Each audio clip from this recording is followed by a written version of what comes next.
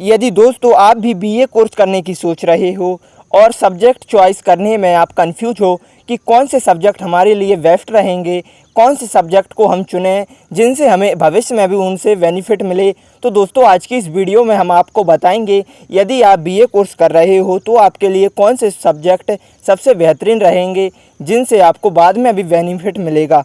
तो दोस्तों इस वीडियो को लाइक कर देना और शेयर कर देना। Let's start the video.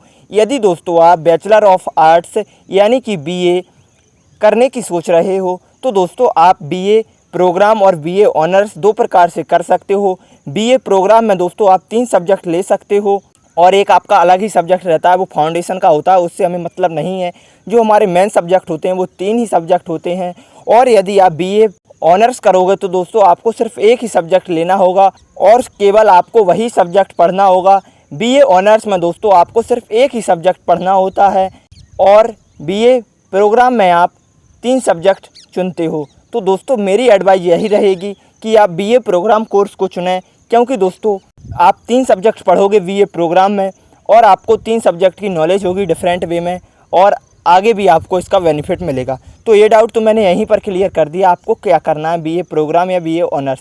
अब बात की जाए कि कौन कौन से सब्जेक्ट लें। जैसा कि आपको पता होगा आर्ट्स में बहुत सारे सब्जेक्ट होते हैं, जैसे कि इतिहास हो गया यानी कि हिस्ट्री, पॉलिटी हो गया, जियोग्राफी हो गया, इकोनॉमिक्स हो गया, सोशोलॉजी हो गया, सोशल साइंस हो गया। तो दोस्तों इस प्रकार बीए में बहुत सारे सब्जेक्ट होते हैं।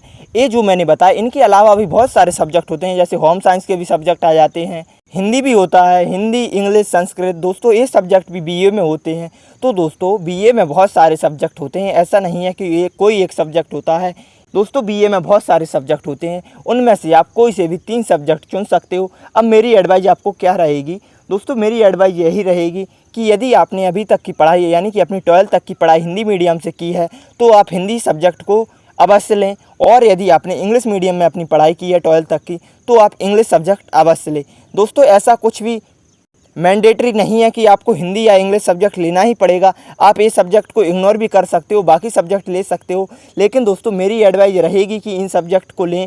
इन सब्जेक्ट को लेने से आपको कुछ भी बेनिफिट हो सकता है फ्यूचर में, क्योंकि दोस्तों कई सारी जॉब में हिंदी एज अ सब्जेक्ट मांगा जाता है। मैंने भी देखा है कई सारी ऐसी जॉब निकलती हैं हिंदी में, जैसे हिंदी गुरुकुल हो गए या फिर दोस्तों बैंक की जॉब हो गई, उनमें हिंदी प्रेफरेंस मांगा जाता है। क्योंकि आपको पता होगा बैंक के जो एग्ज़ाम होते हैं उनके बाद जो इंटरव्यू होता है उनमें क्लियरली मेंशन होता है कि आपको लोकल लैंग्वेज का ज्ञान होना चाहिए। तो दोस्तों आपकी जो भी लोकल लैंग्वेज हो उसको अवश्य ले लेना। यदि दोस्तों आपका संस्कृत भी सब्जेक्ट था 10th तक या 12th तक तो आप हिंदी या इंग्लिश की जगह संस्कृत भी ले सकते हो, क्योंकि दोस्तों संस्कृत में भी बहुत ज़्यादा स्कोप है। यदि आप आगे टीचर बनना चाहते हो संस्कृत के, क्योंकि उस फील्ड में कंपटीशन कम है, तो आप संस्कृत भी ले सकते हो। अब बात की जाए मेन सब्जेक्ट के रूप में आपको कौन सा लेना है। दोस्तों आप मेन सब्जेक्ट के रूप में इकोनॉमिक्स को अवश्य ले लेना, क्योंकि दोस्तों इकोनॉमिक्स एक ऐसा सब्जेक्ट है जिसकी नीड हर एक क्षेत्र में है। दोस्तों इकोनॉमिक्स से रिलेटेड बहुत सारी गवर्नमेंट जॉब भी निकलती हैं जिनमें क्लियरली मेंशन होता है bachelor degree in any stream and economics as a subject, यानी कि बैचलर डिग्री में इकोनॉमिक्स आपका सब्जेक्ट होना चाहिए। बैचलर डिग्री आपने किसी भी स्ट्रीम में की हो बस उसमें आपका इकोनॉमिक्स होना चाहिए। जैसे बीकॉम है उसमें भी इकोनॉमिक्स सब्जेक्ट होता है। तो ये बात हो गई। तो दोस्तों इकोनॉमिक्स आप अवश्य लीजिए। उसके बाद आप कोई सा भी सब्जेक्ट ले सकते हो जो तीसरा सब्जेक्ट लेना है। मैंने आपको बता दिया, एक आप हिंदी, इंग्लिश, संस्कृत में से कोई एक सब्जेक्ट अवश्य ले लेना। उसके बाद जो मैंने फिक्स कर दिया वो है इकोनॉमिक्स। इकोनॉमिक्स की जगह यदि दोस्तों आप दूसरा सब्जेक्ट लेना चाहते हो तो आप सोशोलॉजी ले सकते हो, क्योंकि उसके भी कई सारे बेनिफिट हैं।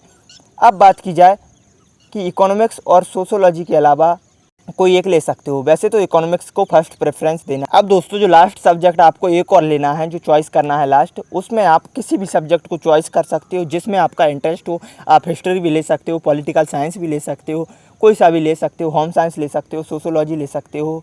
तो दोस्तों लास्ट सब्जेक्ट आप अपने ऊपर निर्भर कर देना, जो आपका इंटरेस्ट हो उसको हिसाब से कोई सा भी ले लेना। ऐसा नहीं है कोई भी मैंडेटरी, लेकिन जिसके बेनिफिट आगे फ्यूचर में मिलेंगे वो मैंने आपको बता दिए हैं।